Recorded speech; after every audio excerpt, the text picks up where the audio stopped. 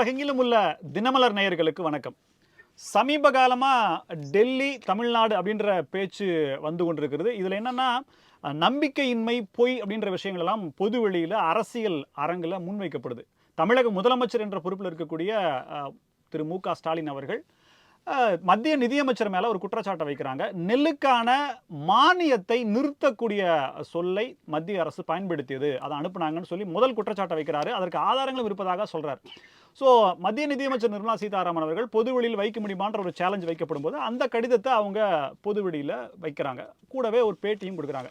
அதற்கு மீண்டும் ஒரு புதிய காரணத்தை சொல்லி தமிழக முதலமைச்சர் மறுப்ப சொல்றார். ஸோ இந்த விவாதங்கள் எதை கொண்டு போய் சேர்க்கிறது, யார் பொய் சொல்கிறார்கள், எதில் உண்மை இருக்கிறது அப்படின்ற பல கேள்விகள், ஒரு கிளாரிட்டி இல்லாத தகவல்கள் மக்கள்கிட்ட இருக்கு.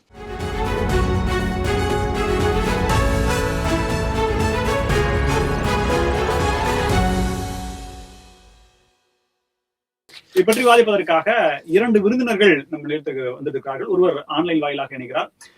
ஆர்.எஸ். தமிழ்வேந்தன் வழக்கறிஞர் அவர்கள் நம்மளுடைய நிலையத்துக்கு வந்திருக்கார். ஐயா வணக்கம். வணக்கம் ஐயா. இணைய வழியில் கார்த்திகேயன் சுவாமி அரசியல் விமர்சகர் இணைகிறார். சார் வணக்கம். வணக்கம் சார். ஓப்பனிங்லே டீடைல் சொல்லிட்டேன் நானு. இப்போ இதுல இருக்கக்கூடிய பிரச்சனைகள் என்ன, எது உண்மை, யார் வைப்பது குற்றச்சாட்டுல சரியான முகாந்திரம் இருக்கு? அனைவருக்கும் வணக்கம். அதாவது இந்த கடிதம் பொறுத்தவரை முதல்வர் அவர்கள் சொன்ன குற்றச்சாட்டு, அவர்கள் நிறுத்த சொல்லிவிட்டார்கள் மத்திய அரசு இந்த ஊக்கத்தொகை நம்ம கொடுக்கறத, அதுக்கான இதை நிறுத்தணும் அப்படின்னா, நிறுத்தம் என்கிற வார்த்தைக்கும் நீங்கள் அதை கருத்தில் கொள்ள வேண்டும், அதை கனிவோடு பரிசீலிக்க வேண்டும் என்ற வார்த்தைக்கும் வித்தியாசம் இருக்கிறது. இப்போ ஒருத்தரை வீட்டுக்குள்ள வராதீங்கன்னு தடுக்கிறதுக்கும் உள்ள வந்தவுடனே சேருக்கு பதிலாக சோஃபால உட்காருங்க அப்படின்னு சொல்றதுக்குமான வார்த்தை வித்தியாசம் இருக்கிறது. இங்க இந்த டேபிள்ல உட்காருங்க அப்படின்னு சொல்லும் போது இல்ல எனக்கு உள்ளே விடல அப்படின்னு சொல்லக்கூடிய அந்த விதமான ஒரு வழிதான் அவர் சொன்னது. சரி, இப்போ அவங்க இதற்கு பதிலாக முதல்வர் சொன்னதற்கு பதிலாக மத்திய நிதியமைச்சர் திருமதி நிர்மலா சீதாராமன் அவர்கள் அந்த கடிதத்தை ஒண்ணு வெளியிட்டாங்க.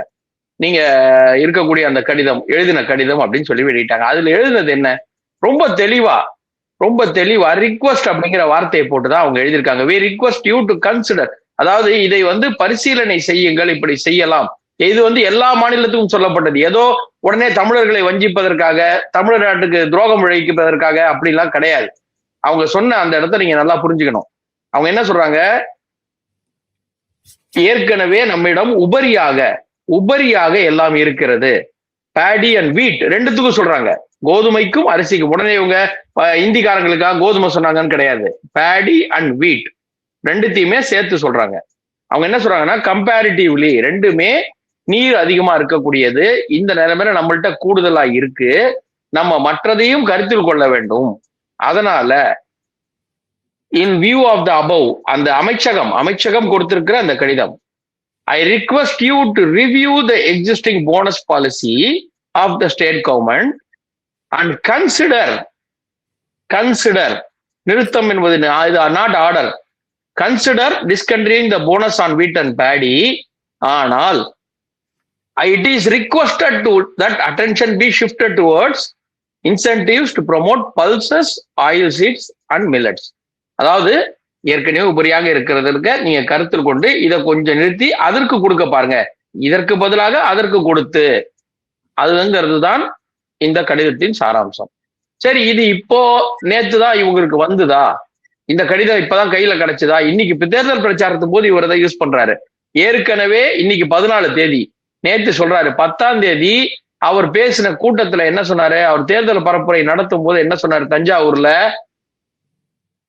அவங்க சொன்ன செய்தியோட சொன்னேன், செய்தித்தாள்ல அந்த செய்தி வார்த்தைகளோட சொல்றேன். Mr. Chief Minister M.K. Stalin on Friday said that despite the BJP-led government advisory against incentives to paddy farmers, திரும்பி சொல்றாரு 10ஆம் தேதி இது செய்தித்தாளில் வந்தது. அப்போ மாலை அவர் பேசினது 2 நாளைக்கு முன்னாடி வந்துருச்சு. சரி, அவர் என்ன சொல்றாரு முதல்வர், இன்னைக்குதான் எனக்கு இப்பதான் தெரியும், ஜனவரி மாசம் வந்த கடிதம், ஜனவரி மாசம் இங்கே அந்த துறை செயலாளர் இந்த செயலாளருக்கு எழுதிய கடிதம், எனக்கு இப்பதான் தெரியும்ன்றாரு. ஜனவரி மாசம் வந்த கடிதமே 3 மாசத்துக்கு அப்புறம் தான் முதல்வருக்கு தெரியும்னா இங்க என்ன ஆட்சி இவர் நடத்தினாருன்ற முதல் கேள்விக்கு அவர் பதில் சொல்லணும். சரி, இப்போ இங்க நெல்லு இப்படி பண்றாங்க அப்படின்னா பாதி உண்மையை மட்டும் மறைச்சிட்டு, அதாவது இருக்கிறதுல பாதியை மறைச்சிட்டு பாதி இவங்களுக்கு தேவையானதை மட்டும் எடுத்துக்கிறது. எப்படி எடுத்துக்கிறாங்க, நீங்கள் கொடுத்த ஊக்கத்தொகையால் இங்கே அதிகமாக வந்து விட்டது அப்படின்ற மாதிரி நாங்க பண்ணதுதான் பாத்தீங்களா அப்படின்னு அதையும் தனக்கு சாதகமா மாத்திக்க பாக்குறாரு, படைமாற்றுகிறார். ஒரு குவிண்டாலுக்கு ஒரு குவிண்டால் என்பது 100 கிலோன்னு நினைக்கிறேன், இப்ப நாட்டுறாங்க. 2350 மத்திய அரசு கொடுக்கிறது என்றால் மாநில அரசு அதற்கு ஊக்கத்தொகையா 135 ரூபாய் கொடுக்குறாங்க. ஒரு கிலோவுக்கு ₹1.35 கொடுக்குறாங்கன்னு கணக்கெடுத்தோம்னா அவங்க கொடுக்கறது 23.50 கணக்கெடுத்தா யார் அதிகமாக கொடுக்கிறார்கள்? நாங்க கொடுக்கறதுனாலதான் நிறுத்துறாங்க பாத்தீங்களா. எங்க மேல காழ்ப்புணர்ச்சி? தமிழர்களுக்கு எதிராலாம் இல்ல. நீங்க கொடுக்கறத பருப்புக்கு கொடுங்க. இப்போ இந்த இந்த அடுத்த 2 போகும், அடுத்தது திரும்பி அரிசிக்கு வரலாம். ஏற்கனவே நிறைய இருக்கு. நம்ம என்ன பண்ணுவோம் சார், வீட்டுல அரிசி மளிகை சூப்பர் மார்க்கெட்டுக்கு போகும்போது அரிசி மளிகை சாமான் எது இருக்கு, பருப்பு அதிகமா இருக்கு, அது வாங்க வேண்டாம், நீ சிறுபருப்பு வாங்கிட்டு வந்துரு, சேப்பு மிளகா நம்மள்ட்ட அதிகமா இருக்கு, நீ இந்த மிளகா வாங்கி. இதுதான் நம்ம வாங்குற இது. இங்க அதிகமா இருக்கும்போது எக்ஸ்போர்ட் பண்ண வேணாம், நீங்க அடுத்தது மத்ததுக்கு போங்க அப்படின்னு ஒரு ரிக்வெஸ்ட், ஒரு ரிவ்யூ தான் கேட்கறாங்க. நீங்க முடிஞ்சால் பண்ணவும்னு. ஒரிசால 800 ரூபாய் கொடுக்குறாங்க சார். ஒரிசால 800 ரூபாய் கொடுக்குறாங்க. அந்த அரசாங்கம் சொன்னாங்க இல்ல முடியாதுன்னாங்க. சரி, இப்போ மத்திய அரசு இதை கொடுத்த உடனே நிறுத்த சொல்லிட்டாங்க. நீ ஒரு ஐயோ அம்மான்னு சொல்றாரு இல்லையா. நீட்டை கூட தான் கோர்ட்டு சொன்ன போது எல்லாம் அமல்படுத்தணும், நாங்க முடியாதுன்னு எழுத்தீங்கல்ல, பண்ண முடியாதுன்னு சொன்னீங்கல்ல, NEP நாங்க பண்ண முடியாதுன்னு சொன்னீங்கல்ல, மத்திய அரசு எது சொன்னாலும் நாங்க இங்க இம்ப்ளிமெண்ட் பண்ண மாட்டோம்னு சொன்னீங்கல்ல, இதையும் சொல்லிட்டு போங்க. இப்ப நீங்க என்ன சொல்ல வரீங்க? நிறுத்திட்டாங்க பாத்தீங்களா, உங்களுக்கு எல்லாம் கிடைக்காம பண்ணிட்டாங்க, எப்படி பண்ண முடியும்? மாநில அரசு மனசு வச்சாதானே பண்ண முடியும். அப்ப எந்த அடிப்படையில இவர் நிறுத்திட்டாங்க, அப்ப இவரால் அதை தடுக்க முடியாதா? NEP-யை தடுத்தவர், நீட்டை தடுத்தவர், எல்லாத்தையும் நாங்க தடுத்துட்டோம்னு சொன்னவர். ஆனா நீட் எக்ஸாம் நடக்குது, அது வேற. இவரு ஒன்றிய அரசு செய்தால் நான் தடுப்பேன்னு சொன்னவர் ஏன் தடுக்க முடியல? மாநில முதல்வருக்கு உள்ள அதிகாரம் இருக்கு இல்லையா? அவர் சொல்லலாம், எங்களை இல்ல நாங்க இதை ஏத்துக்கல, நாங்க பண்றபடி பண்றோம். கார்த்திக் சார், முதற்கட்ட தகவலா எடுத்துக்கிறேன், தொடர்ந்து பேசுவோம். கார்த்திக் சார், நம்ம இப்போ தொடர்ந்து பேசலாம். நம்ம மறுபடியும் தமிழ்வேந்தன்ட்ட போயிட்டு வரேன். நான் தமிழ்வேந்தன் இப்போ என்னன்னா, முதலமைச்சர் வைத்த குற்றச்சாட்டு, அதற்கு நிதியமைச்சர் கொடுத்த பதில், நிறுத்த சொல்லி சொன்னாங்களா அப்படின்றதான் கேள்வி. சொன்னாங்களா இல்லையா? முதல்ல இந்த கொஸ்டினுக்குள்ளே வந்ததே அவங்க தப்பு. இப்போ நீங்கள் எந்த மாவட்டம்? நீங்கள் தாமிரபரணி, உங்களுக்கு காவிரி தண்ணி தானே. காவிரி தண்ணியை சார்ந்த பகுதியில், நான் காவிரி கடமடை, நான் டெல்டா மாவட்டம். அந்த கடமடை பகுதியில் நெல் விளையும், கரும்பு கரிசல் மண்ணில் விளையும். எங்களது பியூர் மண், அதில் கரும்பு விளையாது. ஒரு போகம் சாவடி நெல் இருப்போம், ஒரு குருவை இருப்போம். வேறு ஒன்றும் எங்கள்கிட்ட விவசாயம் கிடையாது. முப்போகம் இருக்கிறது அந்த காவிரியை ஒட்டி உள்ள இடங்களில் தான். அதுவும் தண்ணி வந்தால் தான் உண்டு. அவ்வளவுதான் எங்கள்கிட்ட இருக்க ப்ரொடெக்ஷன். நீங்கள் ஒரு விவசாயத்தில் ஒரு ப்ரொடெக்ஷன் ஒருத்தங்க கூடுதலாக இருக்குன்னு நீங்கள் தான் சொல்கிறீங்க. சிஆர்னு ஒரு அரிசி வந்த பிறகு தான் பசி பட்டினி போச்சு. அதெல்லாம் சொல்லுங்கள் நிர்மலா சீதாராமன் மேடத்திட்ட. அவங்களாம் அப்போ எல்லாம் வந்தே இருக்க மாட்டான். சிஆர் அரிசி, அந்த அரிசி பேர் சிஆர். கருப்பு நெல், மாப்பிள சம்பளம்லாம் சொல்கிறோம்ல, அது நம்மளோட ட்ரெடிஷ்னல் தான், விண்டேஜ் தான். எங்கள் வீட்டில் இருக்குது. எங்கள் சொந்தத்துக்கு விளையிறதுக்கே கை நட்டம் போட்டு தான் எடுத்து சாப்பிடணும். அதை சிஆர்னு குட்டரகத்தில் நெல் வந்த பிறகு தான் நெல் பற்றாக்குறை தீர்ந்துச்சு. எலியை பிடிச்சி சாப்பிட்ட மாவட்டம் தான் எங்கள் மாவட்டம், திருவாரூர் மாவட்டத்தில். எலியை சுட்டு சாப்பிட்டார்கள் வறுமையின் உச்சத்தில். இவங்களுக்கு அதெல்லாம் தெரியாது. இப்போ ஒரு பொருள் எக்ஸஸாக இருக்குன்னு இவங்க தான் சொல்கிறாங்க. இன்னமும் சொல்கிற எக்ஸஸாக இல்லை, பத்தாக்குறையாக தான் இருக்குது. இன்னமும் பசி பட்டினி இருந்துக்கிட்டு தான் இருக்குது. இதை எக்ஸ்போர்ட் பண்ணுங்கிறது தான் என்னோட கருத்து. இங்கே ஒரு நெல் நல்ல நெல்லாக இருக்கா, பிரியாணி அரிசி, இந்தியா கேட் அரிசியெல்லாம் இறக்குமதி பண்ணுறீங்க. சவுத் ஆஃப்ரிக்காவில் குறிப்பிட்ட இடத்துல விளையுது, எல்லா இடத்துலையும் இல்லை. இந்தியா கேட்டு இந்த பிரியாணி அரிசி அதுமாதிரி பாஸ்மதி அரிசி அது எல்லா இடத்துலையும் இல்லை. அப்போ பாஸ்மதி அரிசியை விளைவிக்க வச்சு எனக்கு கூடுதல் சப்சிடி கொடுங்க. ஏன்னா அது ஒரு ஏக்கருக்கு ஒரு 30 45 மூட்டை, 15 மூட்டை கூட தேராது. அதில் பாஸ்மதி அரிசியில் இது கம்மியாக வரும், ரெப்புடேஷன் கம்மியாக வரும், அதுலேருந்து வர மகசூல் கம்மி. ஆனால் எல்லாமே காஸ்ட்லி. அதில் மெடிசன்லேருந்து எல்லாம் காஸ்ட்லி, விலையும் காஸ்ட்லி தான். அதுக்கு எங்களுக்கு கூடுதல் சப்சிடி கொடுத்தாக்க கண்டிப்பாக அதை ப்ரொடக்ஷன் பண்ணலாம். இப்போ மாப்பிள சம்பா அரிசி, கருப்பு கவுனி அரிசி, இதை பற்றியான விழிப்புணர்வுலாம் இப்போ வந்திருக்குல்ல. இதை சாப்பிட்டா சுகருக்கு நல்லது, வெள்ளையாக உள்ளது பூரா நிப்பாட்டுங்கன்னு சொல்லி எல்லா டாக்டரும் இப்போ சொல்ல ஆரம்பிச்சிட்டாங்க. ஜீனியை நிப்பாட்டுக்கிறீங்க, அதுக்கு பதில் கரும்பை நான் உற்பத்தி பண்ணுறதுக்கு எனக்கு சப்சிடி கொடுங்க. கரும்பெல்லாம் நட்டத்துக்கு பாதி கெட்டத்துக்கு பாதி ஏற்ற வேண்டியா இருக்குது. அதுக்கு எனக்கு சப்சிடி கொடுத்தா நான் அதை செய்ய போகிறேன். நீங்கள் நான் ஒன்று செஞ்சுக்கிட்டு இருக்கேன். நான் இப்போ தான் நெல் செய்கிறதுல நான் ப்ராக்டிஸாக இருக்கேன்.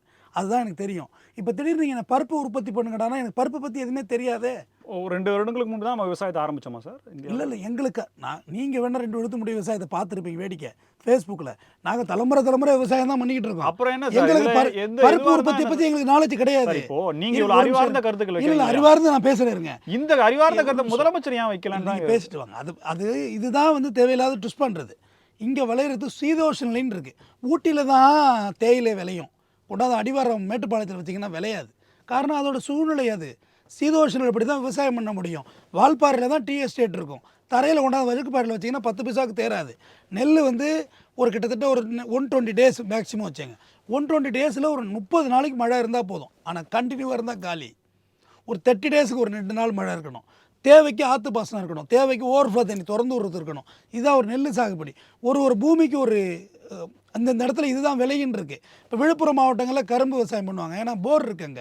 இப்போ எங்கள் ஊரில் போர் வந்து தஞ்சாவூர் சைடு இருக்கும், அதை விட்டு கடற்கரை போயிட்டால் போர் போட முடியாது, கொலன்னு வலிக்கிக்கிட்டு அது போராகவே போக முடியாது. ஸோ இந்த பிரச்சனை இருக்குது, வானம் பார்த்த பூமியாக தான் இருக்குது. இதில் போய் எண்ணெய் வித்துக்கள் பாமாயில் வந்து எங்கேருந்து இறக்குமதி பண்ணுறீங்க? பெருவாரியான பாமாயில் வந்து மலேசியாவில் இருக்குது. மலேசியாவில் கொண்டு போய் நீங்கள் நெல்லை ட்ரை பண்ண முடியாது. மலேசியா பாமாயிலை கொடுத்துட்டு அரிசியை வாங்கிக்கிறாங்க, நெல்லை எக்ஸ்போர்ட் பண்ணுறாங்க. சிங்கப்பூரில் எதுவுமே விளையிறதில்ல, ஆனால் அவங்க எல்லாத்தையுமே வாங்குறாங்க. இப்போ துபாய், எமிரேட்ஸ் கண்ட்ரிஸ் இருக்குல்ல, அவங்கள்ட்ட பெட்ரோலோட குருடாயில் மட்டும்தான் அவங்கள்ட்ட இருக்குது. அரிசியிலேருந்து குடிக்கிற தண்ணியிலேருந்து பருப்புலேருந்து காய்கறிலேருந்து எல்லாத்தையும் எக்ஸ்போர்ட் தானே பண்ணுறாங்க. பெங்களூர் ரோசாப்பூ உங்கள் தலைக்கு வர்றதுக்கு லேட் ஆகுது, ஆனால் அதுக்குள்ளே சிங்கப்பூரில் அவங்க தலையில் போய் உட்காந்துருது. எப்படி ஃப்ளைட்டில் போகுது ஏர்போர்ட்டுக்கு? இங்கே மெட்ராஸ் ஏர்போர்ட்டில் வந்து ஏற்றுமதி பண்ணுற இமாலயா நிறுவனங்களே எனக்கு தெரியும், எல்லாமே காய்கறி எக்ஸ்போர்ட் பண்ணுறாங்க. இந்த ஆக்சஸை நீங்கள் அதிகப்படுத்தி கொடுக்காம, நெல்லுக்கு போதிய குடோன் இல்லை, மழையில் கிடந்து அழியுது நெல், கண்ணெதிர பார்க்குறோம். இதுக்கு தானே நீங்கள் டெவலப்மெண்ட் கொண்டு வரணும். அதை விடுத்துட்டு நான் இதுக்கு சப்சிடி கொடுப்பேன். இப்போ திருப்பூருக்கு சுற்றி பனியன் தொழிற்சாலை இருந்ததா? உங்கள் மாவட்டத்துக்கு அருகாமையில் உள்ள மாவட்டம் அது. அப்போ என்ன ஆச்சு, அந்த மாவட்டம் ஃபுல்லாகவே அழியுது. எதனால் அழியுது? சாயப்பட்ட கழிவுகள் போய் ஆற்றுல கலந்து நிலத்தடி நீர் பார்த்து ஸ்கார்சிட்டி, வாட்டர் ஸ்கார்சிட்டியில் இந்த மாவட்டம் வாழ முடியாத நிலைக்கு போகுது. அப்புறம் ஹைகோர்ட்டு, சுப்ரீம் கோர்ட் வரையும் போய் க்ளோஸ் பண்ணாங்களா? ஆனால் அதுக்குள்ளே கொடுத்த விலை அந்த மாவட்டத்தின் அழிவு. நீங்கள் ஒரு விஷயம் உள்ளே கொண்டு வர்றீங்கன்னா சூப்பராக நெல் விளைவிக்கிறீங்க, சந்தோஷமாக இருக்குது. அதுமாரி நான் பருப்புக்கும் பாமாயிலுக்கும் எண்ணெய் வித்துக்கள் தரேன்னா பாமாயில் விளையிறதுக்கான சூழ்நிலை இங்கே இல்லையே. பாமாயில் விளைய நிறைய மழை வேண்டும், நிறைய ஹைலான எக்ஸ்டெண்ட் மழை, எக்ஸ்டெண்ட் வெயில். ஏன்னா மலேசியாவில் இருந்தவன், அதுக்கு அவ்வளோ கேபிட்டேஷன் வேணும், அவ்வளோ இடம் வேணும், டெரிட்டரி பெருசு வேணும். நம்மள்ட்ட அந்த அளவுக்கு இல்லையே. இப்போ மீன் இருக்குது, மீன் கூட தான் நம்மள்ட்ட அதிகமாக பிடிப்படுது, அது தெரியும் தானே உங்களுக்கு. கம்பேரிட்டிவ் கேரளா, கம்பேரிட்டிவ் கர்நாடகா, மேங்களூரில் தான் கடல் இருக்குது. ஒரிசாவை போய் கம்பேர் பண்ணுறீங்க ஏங்க? அவங்களாம் பொருளாதாரத்தில் ரொம்ப பின்னடைவில் இருக்காங்க. மீன் தொழில் மட்டும்தான் அவங்க நம்பியிருக்காங்க. கருவை தொழில் உப்பளம் இருக்குது. இப்போ நம்மள்ட்ட உப்பு உற்பத்தி அதிகமாக இருக்குது, ஏன் விலை இல்லை? இப்போ எங்கள் ஊர் உப்பளம் இருக்கு ஐயா, வேதாரண்யத்து உப்புக்குன்னு ஒரு மரியாதை உண்டு. காந்தி தண்டி யாத்திரை இடத்துலேருந்து வேதாரண்ய உப்புக்கு ஒரு மரியாதை உண்டு. ஏன் விலை இல்லையே உப்புக்கு? டெய்லி உப்பு இல்லாமல் சாப்பிட முடியாதுயா, ஆனால் உப்புக்கு விலை இல்லையே. எக்ஸ்போர்ட் பண்ணணும்ல, நீங்கள் உப்பை வாங்கி எங்கள் உப்பை வாங்கி ஏற்றுமதி பண்ணணும். எங்கள் உப்பை வாங்கி நீங்கள் யூரியா, பொட்டாஷ் தயாரிக்க போகுது, அது எல்லாத்தையும் நீங்கள் எக்ஸ்போர்ட் பண்ணணும்ல. அதாவது ஒரு முட்டைக்கோசு விளைஞ்சிருக்கு ஐயா, அது விலை இல்லைன்னு சொல்லி அந்த விவசாயி டிராக்டரை விட்டு அந்த முட்டைக்கோசில் அடிக்கிறார். ரொம்ப வருத்தமாக இருந்துச்சு எனக்கு. அந்த விவசாயிக்கு இன்னொன்று சொல்கிறேன், தயவுசெய்து அழிக்காதீங்க. யாராவது அடிச்சுட்டு போய் சாப்பிடுங்கப்பான்னு பெருந்தன்மையாக விட்டுருங்க. அதை வெட்டி உள்ளே மடக்கிறாருன்னா அது வயிற்றுச்சல், எரிச்சல். என்ன அறுக்கிற கூலி இல்லைங்க, தக்காளி பழம் பறித்து போடுறதுக்கு கூலி இல்லை, முட்டை எடுக்கிறது 20 பைசா கூலிக்கு ஆள் இல்லை. இப்படி மேன் பவர் தட்டுப்பாட்டில் இருக்கும். இப்போ 100 நாள் திட்டம் சொல்கிறீங்கல்ல, 100 நாள் திட்டம் மாற்று, நீங்கள் எல்லாத்துக்கும் மாற்று. நீங்கள் எல்லாத்தையும் சொல்லி காங்கிரஸ் கவர்மெண்ட்டில் வந்துச்சு, நிறைய ஆளருக்கு வாயாக தான் வரும். காங்கிரஸில் வந்துச்சு, நீங்கள் தானே கொண்டு வந்தீங்க, ஜிஎஸ்டி நீங்கள் தானே கொண்டு வந்தீங்க, 100 நாள் வேலை திட்டம். எஸ் அஃப்கோர்ஸ் கொண்டு வந்தோம், அதில் இவ்வளோ ஃபால்ட் இருக்குங்குள்ள நீங்கள் என்ன மாற்ற சொல்லிட்டீங்க? ஒரு நிமிஷம், 100 இது நீங்கள் என்ன பேசிட்டு போங்க. 100 நாள் வேலையாட்கள் இருக்காங்கல்ல. ஒரே ஒரு கேள்வி, அறிவார்ந்த கருத்து. நீங்க சொல்ற கருத்துல எதுவுமே மாற்றமே இல்லை. மாற்றத்தை சொல்லி தான் பாருங்களேன். முட்டைக்கோசு அழியுது அப்படின்னா, முட்டைக்கோசை ஏற்றுமதி பண்ணணும்னா முட்டைக்கோசுக்கு விலை இன்னும் கிடைக்காம இன்னும் அதிகமாச்சு அப்படின்னா உள்நாட்டில் முட்டைக்கோசு கிடைக்காம போயிரும்ல. ஒரு 500 ரூபா 1000 ரூபா கொடுத்து வாங்க முடியுமா? இது ரொம்ப பயங்கரமான. நீங்க இன்னொரு ரிவர்ஸ்ல புரிஞ்சுக்கிட்டீங்க. நான் இன்னொரு கேள்வி ரிவர்ஸ்ல புரிஞ்சுக்கிட்டீங்க. ஒரு நிமிஷம், முதலமைச்சர் சொன்ன குற்றச்சாட்டும் உண்மை யாரு பக்கம்ன்ற கேள்வி மட்டும்தான். நீங்க முட்டைக்கோசு வரைக்கும் போறீங்க, பாமாயில் வரைக்கும் போறீங்க. அரிசிக்கு மானியம் கொடுக்க கூடாதுன்னு மத்திய அரசு சொல்லிச்சுன்னு முதலமைச்சர் குற்றச்சாட்டு வைக்கிறாரு. நான் சொல்லல அப்படின்னு சொல்லி நிதியமைச்சர் அறிக்கையை கொடுக்குறாங்க. நீங்க சொல்றது ஒரு கவுன்சில்ல நம்ம என்ன திட்டங்களை கொண்டு வரோம், நம்மள்ட்ட என்ன உற்பத்தி ஆகுது, அதை எப்படி ஏற்றுமதி பண்றதுன்றத கவுன்சில் வாதிக்கக்கூடிய விஷயம். முதலமைச்சரின் குற்றச்சாட்டு, நிதியமைச்சருடைய பதில், இதுல யார் பக்கம் என்ன? நீங்க பேப்பர் பிராண்ட் இருக்கான்னு பார்த்தேன், வேற ஒன்றும் இல்லை. இதுல இல்லை. இதில் இவர் சொன்னதுக்கு அவங்க ஒரு நோட்டீஸ், அவங்க பதில் சொன்னாங்கல்ல, பினராயி விஜயனுடைய ஒரு கருத்தையும் இவர் சொல்லியிருக்காரு, கடிதத்தை. இப்போ இப்படி ஒரு விஷயம் நீங்கள் சொல்லவே இல்லைங்க உள்ள, அந்த கடிதத்தை வெளியிடக்குள்ளே நீங்கள் ஏன் இவ்வளோ போலித்தனத்தை தானே சொல்லியிருக்கீங்க? உங்களுக்கு ஏன் அந்த கருத்து வருது? ஏன் இப்படி உங்கள் மூளை வேலை செய்யுது? குறுக்கு மறுக்க ஏன் வேலை செய்யுது? அரிசிக்கு மானியத்தை நிறுத்த சொன்னது மத்திய அரசு, அது சொல்லுங்க, யார் சொன்னா, எப்போ சொன்னா? நிர்மலா சீதாராமன் மேடம் சொன்னதாக தகவல் வெளியாகிருக்கு. அதான் நானும் கொண்டு வந்திருக்கேன். என்கிட்ட வேற ஒன்றும் பேப்பர்ஸ் இல்லை. இது ரொம்ப ஸ்டாண்டர்டான பேப்பரில் வந்த தகவல் தான் இது. நியூஸ் பேப்பரை சொல்லக்கூடாது, இன்னொரு யூடியூப் சேனலில் ஒரு நிலையான தினசரி நாளிதழில் வந்த தகவல் தான் எடுத்துகிட்டு வந்திருக்கேன். நீங்கள் சொல்லியிருக்கீங்க. வந்து நிர்மலா சீதாராமன் நெல்லுக்கு மானியத்தை நிறுத்துங்கன்னு சொன்னாங்கன்னு நீங்கள் நிற்கிறீங்க, அப்படிதானே? நிறுத்துங்கன்னு சொன்னது மட்டும் இல்லாம ம். பதிலியாக பருப்புக்கும் எண்ணெய் வித்துக்கும் கொடுங்கங்கிறாங்க. எங்கள்கிட்ட எண்ணெய் வித்து இல்லையே. அறிவுரையா சொன்னாங்கன்றதா அவர் அறி- நிர்மலா சீதாராமன் அது- அறிக்கையிலிருந்தே சரி. கோட் பண்றாரு கார்த்திகேயன். எனக்கு கொஞ்சம் டைம் அழகாக கொஞ்சம் நேரம் கொடுத்தீங்க. இது வரைக்கும் அது மாதிரி நேரமே நீங்கள் எனக்கு கொடுத்ததில்ல. அந்த பெரிய டிவிலையும் கொடுத்ததில்ல, எந்த டிவிலையும் கொடுத்ததில்ல. இல்ல நீங்க சம்பந்தம் இல்லாம என்னென்ன பெரிய கருத்துக்கள் வச்சாலுமே சரி நீங்க பேசணுங்கிறதுக்காக கருத்து அமைதியா நல்லாவே இருந்தேன். இல்லையா? ஏன்னா நீங்க தாமிரபரணி 6 வரைக்கும் போயிட்டீங்க. அரிசி உற்பத்தி பண்றது எக்ஸ்போர்ட் பண்ண வேணாமா, எல்லாம் சரி. ரைட். நமக்கு பாமாயில இறக்குமதி பண்றமே, பருப்பை இறக்குமதி பண்றமே, அதை இறக்குமதி சுமையை கொஞ்சம் குறைக்கலாமேன்ற ஒரு அறிவுரையை சொல்லியிருக்காங்க. அந்த அறிவு ஆனா அறிவுரையா அவங்க ஏத்துக்காம அதை இம்ப்ளிமெண்ட் பண்ணுங்கன்னு சொல்ற விஷயத்தை நீங்க சொன்னாங்கன்னு நல்ல சொல்றீங்க. விஷயம். விவாதமே அதுதான். நீங்கள் சொன்னது இல்லை, அறிவுரை. நீங்கள் அறிவுரை தமிழர்களுக்கு நீங்கள் சொல்ல வேண்டாம். எங்கள்கிட்ட அறிவு மிகுதி. நாங்கள் வந்து மூளையில் பெருசு எக்ஸ்ட்ரா நாங்கள்லாம் எல்லாத்தையும் யோசிச்சு எல்லாத்தையும் வச்சுருப்பீங்கன்னு நீங்கள் அறிவுரை சொல்ல வேண்டாம். சொன்னீங்கல்ல, உங்களுக்கு ஒரு அறிவுரை தானே வழங்குகிறோம், தேவைப்பட்டால் எடுத்துக்கொள்ளுங்களேன். தமிழர்களுக்கு மட்டும் சொல்ல, தமிழ்ல இந்தியாவுல இருக்க எல்லா இந்தியாவில் மாநிலங்களுக்கும் ஏங்க இருக்காங்க. இந்தியா நீங்கள் என்னங்க பேசுகிறீங்க? 80 கோடி பேர் வரியோர் இருக்காங்கன்னு பட்ஜெட் போடுறாங்க. தேனாறு பாலாறு வடியிலையே ஏன் 80 கோடி பேர் வரியோரானா? எதுக்காக ஸ்க்ரீன் அடித்து வெளிநாட்டு பிரதமர் அவர்கள் எதுக்கு ஸ்க்ரீன் அடிக்கிறீங்க? அப்போ நீங்கள் எங்களை பிச்சைக்காரன் தானே வச்சுருக்கீங்க, ஏழையாக தானே வச்சுருக்கீங்க. ஏங்க நீங்கள் இப்போ சொல்கிறீங்கல்ல திட்டமெல்லாம், நீங்கள் கூட சொல்லுவீங்க மெட்ரோவுக்கு ஏங்க தேர்ட் பேஸ் ஏன் பணம் கொடுக்கல? சார் அரிசிக்கு வாங்க சார். அரிசியா நீங்கள் செய்கிற எல்லாத்தையும் சொல்லணும். மெட்ரோக்கு போயிட்டீங்க சார். மெட்ரோவுக்கு தேர்ட் பேஸ் பணம் கொடுக்கல.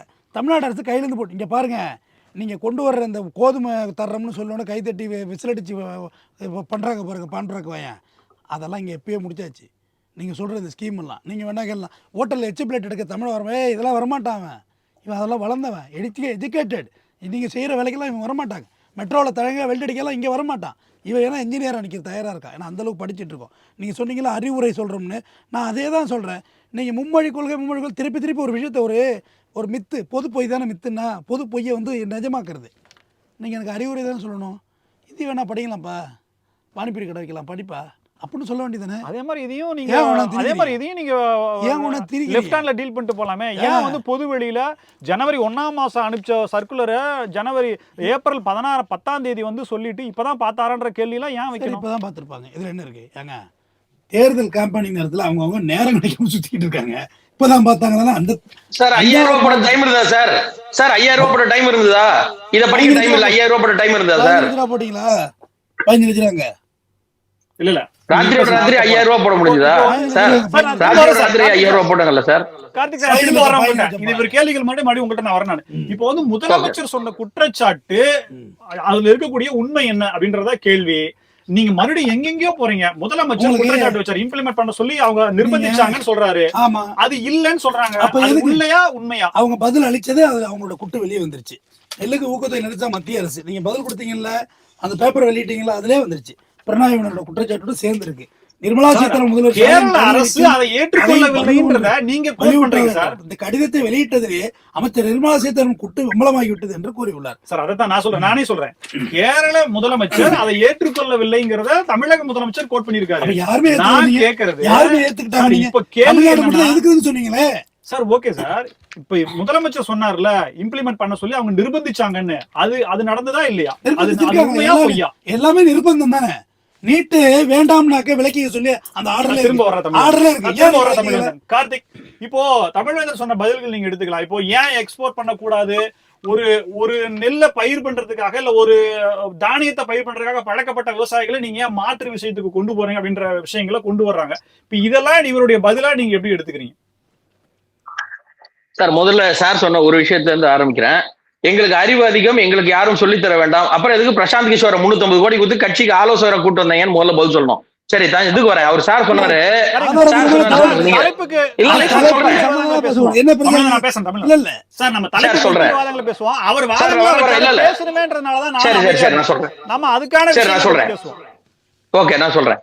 அதாவது சார், இங்க வந்து பருப்பு எங்களுக்கு விளைவிக்க முடியாது, நாங்கள் அரிசி விளைவித்து பழக்கப்பட்டவர்கள், நாங்கள் எங்களுக்கு எதுக்கு பருப்பு, எங்களுக்கு எதுக்கு இதெல்லாம் கேட்டாங்க சார்.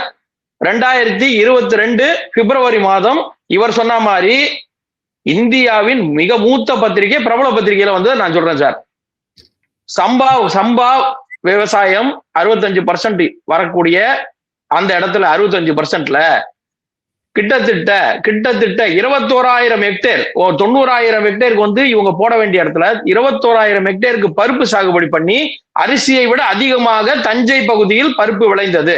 இவர் இல்லைன்னு சொன்னார், நாங்க அரிசி மட்டும் தான் போக போடுவோன்னு. அதுவே முதல்ல பொய். இங்க வந்து பருப்பு விளைஞ்சது 2022.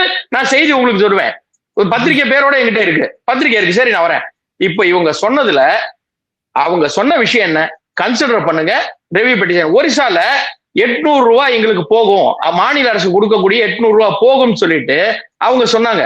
நாங்க கொடுக்கறது வந்து இப்படி, நாங்க எக்ஸ்ட்ரா 800 கொடுக்குறோம், எங்களுக்கு போகுமே. நாங்க அரசாங்கம் சொல்லிச்சு, இல்ல நாங்க பரிசீலிக்கிறோம், உங்க கோரிக்கை நாங்க ஏத்துக்கல, பரிசீலிக்கிறோம், பாக்குறோம்னு சொல்லிட்டாங்க. முடிஞ்சு போச்சு. இவர் தேர்தல் பிரச்சாரத்துக்கு தனக்கு உபயோகப்படுமேன்னு இப்ப வந்து பேசுறாரு. அந்த கடிதத்துல என்ன குட்டு வெளிப்பட்டுச்சுன்னு இது வரைக்கும் முதல்வர் சொல்ல, முதல்வர் சார்ந்தவங்க யாருமே சொல்ல, கட்சியும் சொல்ல. இந்த பேப்பர்ல என்ன குட்டு வெளிப்பட்டுச்சு? கார்த்திக் அவர் அதே ஸ்டாண்ட்ல நிக்கிறாரு. ஆமா சொன்னாங்க ஸ்டாண்ட்ல நிக்கிறாரு. அதற்கு அடுத்த கருத்துக்களை அவர் முன்வைக்கிறார். இப்போ நம்ம கேட்கிறோம் இல்லைங்களா, முதலமைச்சரை அது தமிழ்நாடு அரசை நிர்பந்திச்சாங்களா அல்லது ரிக்வஸ்ட் பண்ணாங்களா அப்படின்றது ஒண்ணு இருந்தாலுமே, அதற்கு அடுத்து வழக்கறிஞரா திமுகவினுடைய அபிமானியா அவர் வைக்கக்கூடிய கருத்துக்களையும் உண்மை இருக்கு இல்லையா? ஏன் அரிசி எக்ஸ்போர்ட் பண்ணக்கூடாது, ஏன் பாஸ்மதி நம்ம இம்போர்ட் பண்றோமே, அதுக்கான பயிர் பண்றதுக்கான விஷயங்களை ஏன் பார்க்க கூடாது? இப்ப எதிர்கட்சிகள் எதையாவது அரசியலாக்கத்தானே பார்ப்பாங்க. அப்ப மத்திய அரசு தானே அதை ஜாக்கிரதையா கையாள வேணும். அந்த பொறுப்பு இருக்கு இல்லையா? இல்ல, கண்டிப்பா சார், கண்டிப்பா. அந்த பொறுப்போட தான் அவங்க என்ன கேக்குறாங்கன்னா, அந்தந்த மாநிலங்களை உங்களுக்கு எது, இப்போ தமிழ்நாட்டுக்கு இது அனுப்பியிருக்காங்க சார்.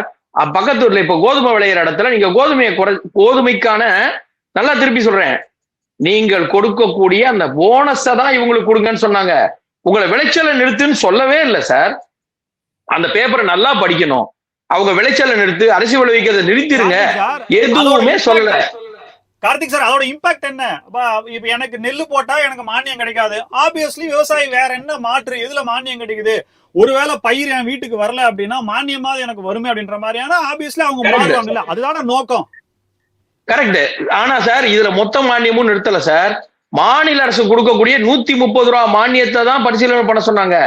மத்திய அரசு கொடுக்கக்கூடிய அடிப்படை ஆதார விலை 2350 ரூபாய் அது குவிண்டாலுக்கு வரும். மாநில அரசு கொடுக்கக்கூடிய போனஸ நீங்க இதுக்கு பதிலாக அதாவது 1 கிலோவுக்கு நீங்க கொடுக்குற அந்த 1 ரூபாய் 30 பைசாவை வேற ஒரு பருப்பு விளைவிக்கிறதுக்கு கொடுங்கலன்னு சொன்னாங்க. அவ்வளவுதான். நீங்க வந்து மொத்த விலையும் நிறுத்தி, அரிசி விளைவிக்கிறத நிறுத்தி, இங்க சாப்பாடு கிடைக்காம கஷ்டப்படணும், எலிக்கறி சாப்பிடுற லெவலுக்கு எல்லாம் கொண்டு போல. எலிக்கறி சாப்பிடுறது இருந்தது வந்து வேற ஒரு ஆட்சியில, முன்னாடி காங்கிரஸ் ஆட்சியில இவர் சொல்ற காலம்லாம். அப்பெல்லாம் இவங்க இல்லவே இல்லை, யாருமே இல்லை. அப்ப இருந்தது எலிக்கறி சாப்பிட்டது யாராலன்னு அவங்க கூட கூட்டணி இருக்கிறவங்களை கேட்கட்டும். இப்போ அரிசி விளைவிக்கிறத நிறுத்த சொல்லல, கோதுமை விளைவிக்கிறத நிறுத்த சொல்லல, எதுவும் சொல்லல. அவர் கேட்டதுக்கு நான் பதில் சொல்றேன். அது வந்து குட்டை ரகம், அது வந்து வயல் ஃபுல்லா நெல்லா மாறினுச்சு. அதுக்கு பிறகுதான் பஞ்சமே போச்சுன்னு நான் பதிவு பண்றேன். நீங்க சார், ஆமா சார், சார் பஞ்சம் இருந்த போது யார் ஆட்சி சார்? காங்கிரஸ் ஆட்சி. அவங்கள கூட்டணியில் வச்சுட்டு அங்க கேட்கணும் சார். நான் திருப்பி சொல்றேன், இப்ப இவங்க நிறுத்த சொல்லவே இல்லை சார். அரிசி விளைவிப்பதை நிறுத்த சொன்னாங்களா சார்? அரிசி விளைவிப்பதை நிறுத்த சொன்னாங்களா? வட மாநிலத்துல பஞ்சம் இருக்கிறதோட தான் இங்க வந்து பானிபூரி வித்துட்டு ரோட்ல போர் சார் ஒரு நிமிஷம். Sorry, that is not a discriminate. Don't discriminate any state, any person, any people. நீங்க வந்து பானிபூரிக்கார சார் எங்க வீட்டுல வந்து வியாபாரம் பண்றான்னு சொல்றீங்க சார். யார் சார் வந்து இங்க வந்து வேலை செய்யறாங்க? ஏன் நீங்க சார் அவங்க தானே வேலை செய்யறாங்க சார். நீங்க திருப்பி சொல்றேன், படிக்கல பானிபூரி விற்கிறான், படிக்கல பானிபூரி விற்கிறான்றீங்க. நீங்க கொண்டு வந்த தொழிற்சாலை எல்லாமே இங்கே லேபருக்கு அடிப்படை தொழிற்சாலை. VinFast car company, scooter company, mechanic, நீங்க கொண்டு வந்தது எல்லாமே ப்ரொடக்ஷன். நீங்க கொண்டு வந்தது எல்லாமே லேபருக்கான கம்பெனி. படிக்காம இங்க வேலை இல்லாம இருக்கிறவங்கள தொழிலாளர்களா மட்டும் தான் நீங்க கொண்டு போறீங்க. நாட் நீங்க பெரிய அளவுல கொண்டு வரல. நீங்க இங்க படிக்காம சார் ஒரு நிமிஷம் சார், நான் முடிச்சிடறேன் சார், நான் முடிச்சிடறேன் கொஞ்சம் டைம் கொடுங்க சார், கொஞ்சம் டைம் கொடுங்க, நான் முடிச்சிடறேன். நீங்க இப்ப சொன்னதுனால சொல்றேன் சார். எங்க வீட்டுல பானிபூரி வேலை, எங்க வீட்டுல வந்து இந்த வேலை செய்யறா. இப்ப நாங்கெல்லாம் செய்ய மாட்டோம். எங்கள் ஊரில் யார் செய்யல? 100 நாள் வேலை திட்டம் அப்ப யாருக்கு வச்சிருக்கீங்க சார்? 100 நாள் வேலை திட்டம் 125 நாள் ஆக்கும் போது இங்கே வேலை செய்ய ஆட்கள் இல்லை என்றால் தமிழர்களுக்கான நிறுத்தி விட்டார்கள் சொன்னீங்கல்ல. இங்க 100 நாள் வேலை திட்டம் யார் சார் இருக்காங்க? அப்படின்னா இந்திக்காரங்களுக்காக தான் நீங்க 100 நாள் வேலை திட்டம் கேட்டீங்களா? இங்க தமிழர்களுக்காக தான் கேட்டீங்க. வேலை செய்யறது யாரு? Labour sir. லேபர் வேலை சார், மண்ணல்ற வேலை, கூர்வாடுற வேலையெல்லாம் செய்யறது யாரு சார்? உங்க கூற்றுப்படி வடக்கன் தான் இங்க வந்து வேலை செய்யறான், இங்க லேபர் வேலை செய்யறான்னா அவனுக்கு தான் நீங்க 100 நாள் வேலை நிறுத்திட்டாங்கன்னு போய் சொன்னீங்களா? 125 எடுக்கிறது வித்தியாசம் இருக்கு. அவர் முடிச்சிட்டோம். பராமத்து வேலை செய்யறது முடிச்சிட்டோம். கார்த்திக் சார் பேசுங்க. சுருக்கமா முடிச்சிடறேன். அதாவது இங்க சொல்லப்படுற பொய் எப்படின்னா, ஒரு செய்தி வந்தால் அதை திரித்து கொடுவது, திருத்திங்க மாத்தி மடை மாற்றி சொல்லுவதுதான். நல்லா கேக்குறோம். இங்க வந்து இந்தியா இப்போ பருப்பு வகைகளை இறக்குமதி செய்கின்றோம், அதை இங்க உற்பத்தி செய்வதற்கு ஊக்குவிப்போம் அப்படின்னு சொல்றோம். நம்ம என்ன சொல்றோம்னா ஒரே கேள்விதான். ஏற்கனவே நீங்க பெரிய பெரிய கடைகள்லாம் வச்சிருக்கிறீங்க, புதிய தொழில் முனைவோருக்கு நாங்கள் உங்களுக்கு லோன் தரோம், உங்களுக்கு அதுல வந்து இது தரோம், உங்களுக்கு நாங்க வந்து தள்ளுபடி பண்றோம், 50% தள்ளுபடி, அரசாங்கம் உங்களுக்கு மானியம் தரும்லாம் சொல்றீங்கன்னா பெரிய கடைகளை மூடுவதற்கு சொல்றோம்னு அர்த்தமா, இளம் அந்த புதிய தொழிலதிபர்களை ஊக்குவிக்க சொல்றோம்னு அர்த்தமா? நல்லா புரிஞ்சுக்கணும். அரிசி விளைவிக்கிறத நிறுத்தல, கோதுமை விளைவிக்கிறத நிறுத்தல, அந்த ஊக்கத்தொகை 1.5 ரூபாய் கொடுக்குறீங்களா, ₹1.30 பருப்புக்காரங்களுக்கு கொடுங்க, அதுவும் யோசியுங்கள் முடிந்தால். எவ்வளவுதான் சார் அதுல இருக்கிற விஷயம், எவ்வளவுதான். தமிழ்ல இப்ப என்னன்னா ஒண்ணு அதிகமா ப்ரொடக்ஷன் ஆகுது, நீங்க அதை கன்சிடர் பண்ணி அதை நீங்க ஒரு கண்ட்ரோல்ல வச்சுட்டு வேற நீங்க ப்ரொடக்ஷன் பண்ணலாமே அப்படின்றதான் இங்க இருக்குது. இதை நீங்க வசதியா உங்க வாக்குக்காக மத்திய பாஜக அங்கிருந்தா கெடுதல் எல்லாமே வருது அப்படின்னு சொல்லிட்டு நீங்க எடுத்துட்டு போறது அரசியல் தான் அப்படின்ற ஒரு கருத்தை எடுத்துக்கலாம் இல்லையா? ஒரே நிமிஷம் நான் என்ன சொல்றேன், நீங்க நெல், சோறு, பருப்பு, எண்ணெய் வயிற்றுல வந்து அடிக்கிறீங்க. அம்பானி அதாலிக்கு கொடுக்குற சப்சிடியை குறைச்சிட்டு எங்களுக்கு கொடுங்க. அவங்களுக்கு சப்சிடி கொடுத்தீங்கல்ல, துறைமுகம் வச்சு கொடுத்துருக்கீங்கல்ல, குஜராத்தில் போர்ட் வச்சு கொடுத்தீங்கல்ல, அதில் அவங்களுக்கு கொடுக்குற சப்சிடியை குறைச்சிட்டு எங்களுக்கு கொடுங்க. இல்லை திமுக வந்து நாடாளுமன்ற தலைவர் இல்லைன்னா பிரதமரா மந்திரியா முதலமைச்சரை பிரதமந்தியா ஆக்கலாம் சார், முடிவுகள் நீங்களே எடுத்துடலாம் இல்லை? அப்புறம் எதுக்கு அந்த அரசியல் அமைப்பு இருக்கு? முதலமைச்சர் பிரதமர் ஆக்கலாம், அது எப்படி ஆக்க முடியும்? அரசியலமைப்பு சட்டம் அப்படி இல்ல. இப்ப நீங்க சொல்றது அப்படிதான் இருக்கு. எல்லாம் அவங்க கொள்கை முடிவு, அரசு ஜெயிச்சு வர்றாங்க, அவங்க பண்ற விஷயத்துல வந்து நீங்க ஏன் வயித்துல அடிக்க குளிக்க கோப்பு என்னது குடிக்க கூழல நெல்லுக்கு ஏன் நீங்க குளிக்கிறீங்க? அத வேற ஏதாவது ப்ரொடக்ஷன் பண்ணுங்க. எங்க போறீங்க? வேதாந்தா கம்பெனிக்கும் அரசியல், இது பக்கா அரசியல், வாக்குக்காக சூப்பர் திமுக செய்யக்கூடிய பக்கா அரசியல். இதுதான் பாஜகவோட சேர்ந்து நீங்க பண்ற பக்கா அரசியல். பெரிய பெரிய கோடீஸ்வரனுக்கு ஏன் சப்சிடி கொடுக்குறீங்க? இந்த போய் சொல்றீங்களே, பெரிய பெரிய கோடீஸ்வரனுக்கு ஏன் சப்சிடி கொடுக்குறீங்கன்னு கேட்டாக்க, நாங்க நெல்லு வயிற்று பொழப்பு இருக்கு. நீங்க சொன்னது பொய்யா உண்மையான்னு கேட்டா நான் சொல்றது, நீ சொன்னது பொய் தானே அப்படின்னு கேக்குறது எந்த விதத்துல? நான் சொல்றது பொய்யா, நீங்க சொல்றது பச்சை பொய்ங்க. இருக்கட்டும், பச்சை பொய். அப்ப நீங்க சொல்றது கருப்பு சேகப்பு பொய்யா? இல்ல, இது தேவையில்லாத பேச்சு. நான் என்ன சொல்றேன், நெல்லு வயித்துல நிர்மலா சீதாராமன் இந்த மாதிரி சொன்னாங்களா இல்லையான்ற கேள்விக்கு நிர்மலா சீதாராமன் ஜிஎஸ்டில பெட்ரோல் டீசல் கொண்டு வர்றாங்க. அது வேற விவாதம், வேற டாபிக். நெல்லுக்கு மானியத்தை நிறுத்த சொல்லி நிர்மலா சீதாராமன் சொன்னாரா இல்லையா? சொல்லவே இல்லையா? அவங்க சொன்னாரா இல்லையா? சொல்லவே இல்லையா? சொன்னாரா இல்லையா? ஆதாரத்தை வெளியிட்ட பிறகு அதே இடத்துல திரும்ப பேசுறதுங்கிறது என்ன மாதிரியான நியாயம்? சொன்னாங்கன்னு நான் சொல்றேன், நீங்க சொல்லலன்னு எப்படி சொல்றீங்க? அவங்க சொன்னாங்களா இல்லையா? சொல்லலன்னா அவங்க அறிக்கை கொடுத்துட்டாங்க, அறிவுறுத்துறாங்க. நீங்க சொல்லலன்னா அவங்க அறிக்கை கொடுத்தாங்க, அறிவுறுத்துறாங்க. அந்த அறிக்கையில ஸ்டாப்னு எந்த இடத்துலயுமே இல்ல, ரிக்வெஸ்ட்னு தான் இருக்கு. ரிக்வெஸ்ட் எது கொடுக்குறீங்க? அத கேளுங்க. Facebook நான் ஃப்ரெண்ட் அத கேளுங்க. ஸ்டாப்னு சொல்லலன்னு சொல்லுங்க. நீங்க ஏங்க ரிக்வெஸ்ட் கொடுத்தது தப்புங்க, அதே நாங்க வண்ண அத சொல்லுங்க. ரிக்வெஸ்ட் கொடுத்தது தப்புன்னு சொல்றது அது வாதம், பேச்சே தப்பு. ஆனா நிறுத்த சொன்னார்கள் என்று சொன்னது வாதமே, அந்த வாதமே தவறானது. அந்த வாதமே தவறானது. நீங்க விவசாயி வயித்துல மண்ணடி போட பாக்குறீங்க சார். மண்ணடி போடுறாங்க, ஏதோ ஒன்னு போடுறாங்க சார். நீங்க சொல்றது பொய் அல்லவா? என்ன சொன்னாங்கன்னு சொன்னது பொய் தானே? இல்லங்க, அவங்க சொன்னது உண்மையா இல்லையா? அவங்க அறிவுரை கொடுத்திருக்காங்களா இல்லையா? இன்ஸ்ட்ரக்ட் பண்ணிருக்காங்களா இல்லையா? நீங்களே சொல்லிட்டீங்க அறிவுரை. அறிவுரைக்கும் பொய்க்கும் வித்தியாசம் இல்லையா சார்? அறிவுரைக்கும் பொய்க்கும் வித்தியாசம் இல்ல சார். அறிவுரை இல்ல, அறிவுறுத்தல் பண்ணிருக்காங்களா இல்லையா? அறிவுறுத்தல், அதான் அறிவுறுத்தல் தானே பண்ணிருக்காங்க. அறிவுறுத்தல் வேற, அறிவுரை வேற. ஆர்டர் போடல இல்ல தமிழ் மன்னரே, அறிவுரை வேற, அறிவுறுத்தல் ஆர்டர் போடல இல்ல. ஆர்டர் வேற போடுவீங்களா? அடுத்து என்ன பண்ணுவீங்க சார்? ரிக்வெஸ்ட்னா என்ன சார் அர்த்தம்? சார் ரிக்வெஸ்ட்னா என்ன சார் அர்த்தம்? we request you என்ன சார் அர்த்தம்? வேண்டுதல், வேண்டுதல். அப்புறம் சார் அப்புறம் இப்பதான் ஆர்டர் போட்டாங்க, அறிவுறுத்திட்டாங்க அப்படிங்க. we request you என்ன சார் அர்த்தம்? நீங்க போய் சொல்றீங்க, முதலாளி வேற சொல்லிட்டு போய் சொல்றீங்க. தமிழ்ல தான் அந்த சொல்லாதீங்கன்னு நீங்க சொல்லுங்க. அதுக்கு தமிழக அரசுக்காக மக்கள் பிரதிநிதிகள் எல்லாத்துக்கும் உரிமை இருக்கு. ஆனா சொன்னதே ரிக்வெஸ்ட வந்து ஆர்டர்னு சொல்றது தானே இங்க பிரச்சனை. அவங்க அதை வெளியிட்டதே அவங்க போய் குட்ட வெளியிட்டதுன்னு சொல்லி முதலமைச்சர் தெளிவா சொல்லிட்டார். அந்த முதலமைச்சர் சொல்லிட்டாருன்னா ஒத்துக்கலாமா? முதலமைச்சர் சொன்ன எல்லாத்தையும் எடுத்துக்கலாமா சார்? முதலமைச்சரே மாற்றி பேசுறாருன்றது இங்க நிரூபணம். மாற்றி எல்லாம் பேசல, நாம ஒண்ணு சொல்றோம், அதுக்கு பயந்து இடத்துல நீங்க அந்த காப்பியை காட்டுறீங்க, பயப்படுறீங்க. அதுதான் முதலமைச்சர் தாங்க வெளியிட சொன்னாரு. நீங்க வச்சிருந்தா வெளியிட முடியுமான்னு சொல்லி அவர் சவால் விட்டாரு, நிதியமைச்சர் வெளியிடுறாங்க. அப்ப அவங்களுக்கு அந்த குற்றம் உள்ள மனசு குறு இருக்குது. அவங்களுக்கு தெளிவான கருத்து எல்லாருமே புரிஞ்சிருக்குன்னு நினைக்கிறேன். கார்த்தி, இறுதி கருத்து சுருக்கமா. Yes sir, yes sir. அதாவது பேப்பர் வெளியிடலன்னா பாத்தீங்களா, பேப்பர் வெளியில நாங்க சொன்னது உண்மைங்கிறது, வெளியிட்டா பயந்து போய் வெளியிட்டாங்கிறது. அப்ப என்னதான் பண்ணணும்? நீங்க ஒண்ணு பண்ணுங்க, ரிக்வெஸ்டே நீங்க எதுவுமே இல்லைன்னா தனித்தமிழ்நாடு போராட்டத்தை எடுத்து பாருங்க. மறுபடியும் 64 நேரு கொண்டு அங்க 62 கொண்டு சட்டம் தெரியும், அன்னைக்கு வாய் முன்னாங்கல்ல தனிநாடு போராட்டம். இப்போ மத்திய அரசு எதுவுமே சொல்லக்கூடாது, காசு மட்டும் எங்களுக்கு கொடுத்துடணும். காசு காசு காசு காசை கொடுத்துடணும். நாங்க எல்லாம் எது வேணா பேசுவோம். எங்களை ரிக்வஸ்ட் பண்ணக்கூடாது. ஒரு சார் நான் முடிச்சிடறேன் சார் சார் நீங்க சார் நான் பேசி முடிச்சிடறேன். ரிக்வஸ்ட் பண்ணக்கூடாது, ரிவ்யூ கேட்க கூடாது, எதுவுமே பண்ணக்கூடாது. உங்க இஷ்டத்துக்கு விட்டுறணும். சார் இப்ப சொன்னீங்க இந்த காசை நிறுத்தத்துக்கு பதிலா அம்பானி அதானி கொடுத்தீங்கல்ல, அதை நிறுத்துங்கன்னு சொன்னீங்க. ஸ்பேஸ் பாலிசின்னு ஒண்ணு கொண்டு வந்து உங்க மருமகனுக்கு ஸ்பேஸ் கம்பெனிக்கு 25,000 கோடியில நாங்க வந்து ஸ்பேஸ் பாலிசி கொண்டு வந்தீங்கல்ல, அதை நிப்பாட்டுங்க சார். அம்பானி அதானி எல்லாம் நீங்க பேசக்கூடாது. உங்க கம்பெனியோட நிறுத்திக்கணும்.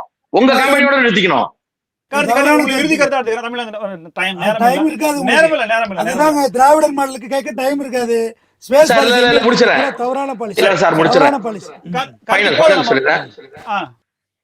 இல்ல இந்த அரசு வந்து திமுக என்பது மீண்டும் மீண்டும் சொல்லப்படாத எல்லாத்தையும் கலந்து இவர்களுக்கு சாதகமான முறையில் இங்க போய் சொல்லிட்டு இருக்காங்க அப்படிங்கிறது மக்களுக்கு இதன் மூலமா நல்லா புரிஞ்சிருக்கும். நெல்லுக்கான விலை, அதாவது கொடுக்கக்கூடிய மாநில அரசினுடைய மானியத்தை மத்திய அரசு நிறுத்த சொல்லி உத்தரவு பிறப்பித்ததா அல்லது வேண்டுகோள் விடுத்ததா அப்படின்றத விவாத தலைப்பா எடுத்துக்கிட்டோம். 2 விருந்தினர்களும் தங்களுடைய கருத்துக்களை தெரிவித்தார்கள். மக்களுக்கு அதனுடைய உண்மை காரணம் என்னன்றது புரிஞ்சிருக்கும். 2 விருந்தினர்களுக்கும் நன்றி. மீண்டும் சந்திப்போம். இணைந்திருங்கள் தினமலருடன். நன்றி நேயர்களே.